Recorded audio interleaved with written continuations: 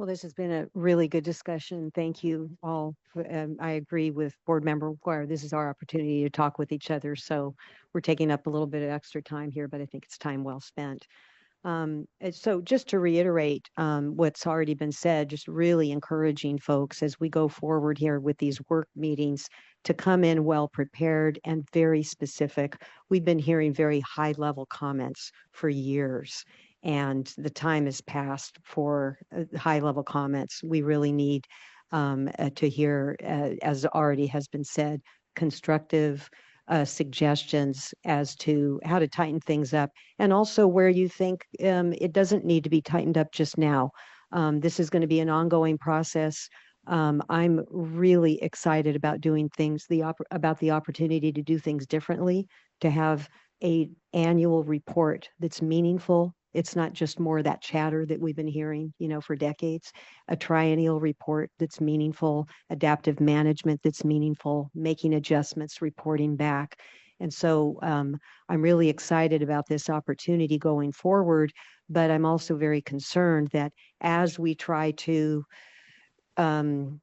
reach this balanced point, that we not overdo it in the quest for perfection. I know when there's no way to get perfection in the Delta, but at what point do we say this is good enough? And so just wanting to flag a few areas of that for me, and that's what we're talking about today. So term 91, I was on the board when this came up during the drought in 2014, I think it was. It was surfaced as a proposal. We received a lot of input then.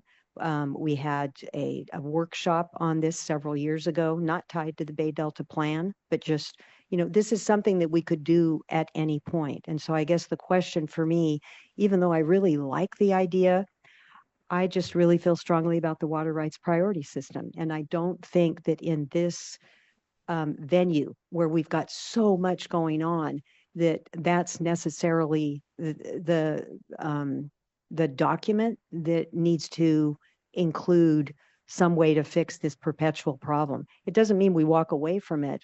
And I guess I'd be asking, all those, we've got senior water right holders that are part of Healthy Rivers and Landscapes. What can you do to help us get some movement on this? What can the projects do? You're part of Healthy Rivers and Landscapes. What can you do? Because I know also we had that complaint filed several years ago. So I know this is important to the projects, but is there some other way to move forward on protecting stored water without further complicating this already super complex process?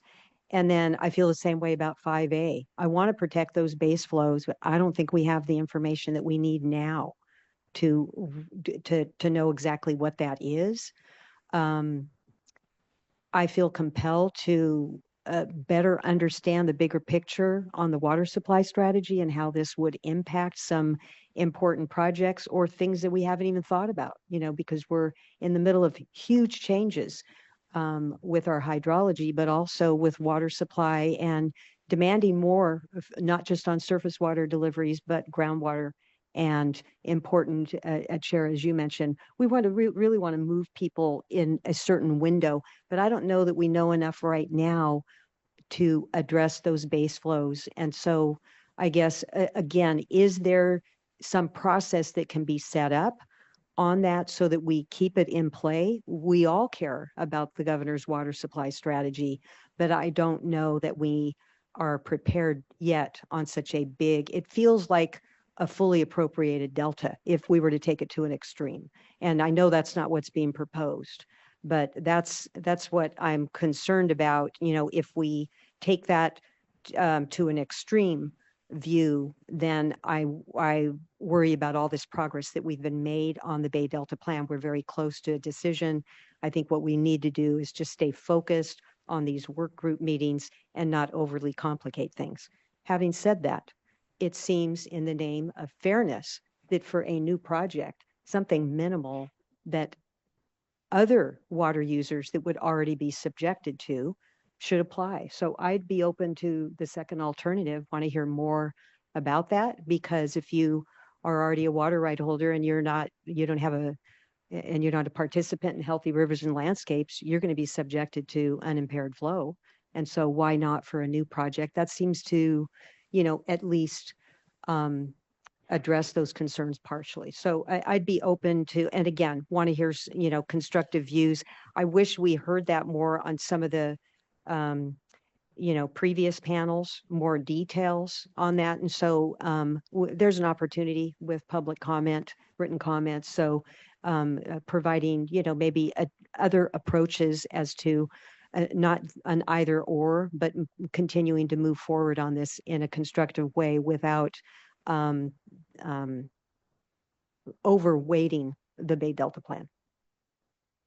And then I'll use this as an opportunity as well to just mention, I also I've always had concerns, this is nothing new, about unimpaired flow and how that would work, but I agree, Chair, we don't have to get all those details fleshed out, but I think because as we have a tighter backstop, that becomes more and more important. And so hoping those details can be worked out in the work groups, and know also that we're not all able to be there in those work groups. So back to Board Member McGuire's suggestion, let us know what you're putting on the table so that, it can help us for those of us, we're going to be here and there participating, but no more than two of us at a time. And then on TBUs, I'm interested in going forward with respect to what's been proposed by staff, but really am looking forward to hearing more about what that means, because I don't think that we've given that the time that it deserves. I'd favor it through a separate process, but I also fully understand why EJ groups and tribal communities are interested in us including it in the plan. And so definitely open to that. Thank you.